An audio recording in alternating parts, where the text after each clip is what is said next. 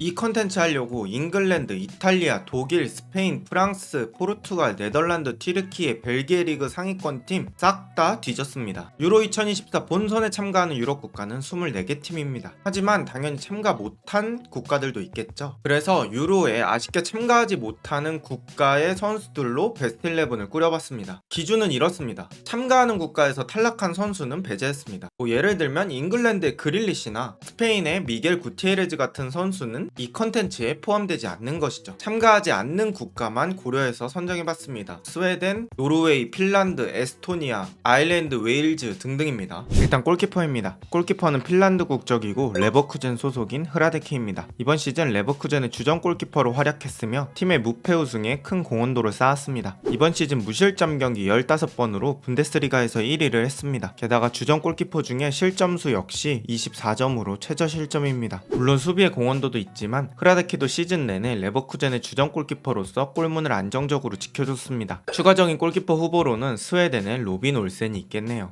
이번엔 수비수 첫 번째입니다. 왼쪽 풀백은 보스니아 국적이고 아탈란타 소속인 콜라시나치입니다. 과거 아스날에서 5년 정도 뛰며 국내 팬들에겐 아스날 선수 시절 임팩트가 남아있는 선수입니다. 아탈란타가 3백을 쓰기 때문에 왼쪽 스토퍼 자리에 주로 출전하는 선수입니다만 충분히 풀백도 가능한 선수입니다. 이번 시즌 리그 38경기 중 30경기를 소화했고 그 중에 25번은 선발로 출전하며 팀에서 핵심 선수 중 한 명으로 활약했습니다. 추가적으로 가능한 선수로는 토트넘이자 웨일즈의 벤 데이비스, 노팅엄이자 웨일즈의 니코 윌리엄스가 있겠네요. 이번엔 센터백으로 가보겠습니다. 왼쪽 센터백은 몬테네그로 국적이자 이번 시즌까지 아틀레티코 마드리드에서 뛰었던 스테판 사비치입니다. 아틀레티코 마드리드에서 오랫동안 수비진에서 주전으로 활약했던 레전드 중 한 명입니다. 커리어의 마지막을 향해 가는 이번 시즌에서도 꽤 준수한 활약을 보여주며 팀의 수비진에서 노련한 수비를 선보였습니다. 오른쪽 센터백은 코소보 국적이자 나폴리 소속의 센터백 아미르 라흐마니입니다. 22-23 시즌 김민재의 파트너 센터백으로 활약하며 김민재와 함께 33년 만에 나폴리의 리그 우승에 기여했던 선수입니다. 올 시즌 경기력이 정말 좋지 않았던 나폴리에서 그나마 준수한 활약을 보여주며 나폴리의 실점을 막았습니다. 올 시즌 리그에서 90분당 롱패스 정확도 1위를 기록했고 팀 내에서도 패스 정확도 1위를 기록하며 빌드업에서 안정적인 모습을 보여줬죠. 다음 시즌 역시 나폴리의 수비 리더로 활약할 예정입니다. 오른쪽 풀백은 노르웨이 국적이자 도르트문트 소속의 우풀백 율리안 류에르손입니다. 이번 시즌 도르트문트의 챔피언스 리그 결승에 큰 기여를 한 선수입니다. 매니의 부상, 볼프의 부진으로 팀에서 그 빈자리를 채우게 되었고 산초의 뒤를 잘 보호해주면서 팀의 주전 우풀백이 되었습니다. 시즌 말로 갈수록 폼이 올라오는 모습을 보여주며 도르트문트 내에서는 정말 가성비 영입이라는 평가를 받고 있습니다. 추가로 고민했던 선수는 리버풀이자 북아일랜드의 코너 브래들리입니다. 충분히 좋은 선수지만 도르트문트가 챔스 결승에 진출했고 팀 내 기여도로 봤을 때 브래들리보단 류에르손의 기여도가 더 높다고 판단했습니다. 미드필더 첫 번째, 수비형 미드필더는 노르웨이 국적이자 벌리 소속인 산데르 베르게입니다. 사실 이 수비형 미드필더 자리에 선수가 정말 없었습니다. 수비형 미드필더를 찾으려고 정말 많은 시간을 썼습니다. 하지만 이번 시즌 출전 시간과 팀 내 기여도를 따졌을 때 베르게로 선정해봤습니다. 이번 시즌 벌리에서 90분당 패스, 롱패스 정확도, 걷어내기, 차단 모두 상위권이며 리그 딱 한 경기만 빼고 모두 출전하며 벌리의 핵심 선수로 활약했습니다. 추가로 고민했던 선수로는 아일랜드 국적이자 같은 벌리 소속의 조시 컬렌이 있습니다. 미드필더 두 번째, 아르메니아 국적이자 인테르 소속의 헬릭 미키타리안입니다. 이번 시즌 차라놀루, 바렐라와 함께 리그 최강 중원을 구성한 미키타리안입니다. 이번 시즌 단 2경기 빼고 모든 리그 경기에 출전했으며 그중 35번이 선발 출전이었습니다. 많은 활동량을 바탕으로 위아래를 오가며 많은 움직임을 가져갑니다. 1989년생 35살이라는 나이를 감안하면 오랫동안 정상급 기량을 유지하고 있는 선수이며 이번 시즌 인테르의 리그 우승에도 기여도가 꽤 높은 선수라고 할 수 있습니다.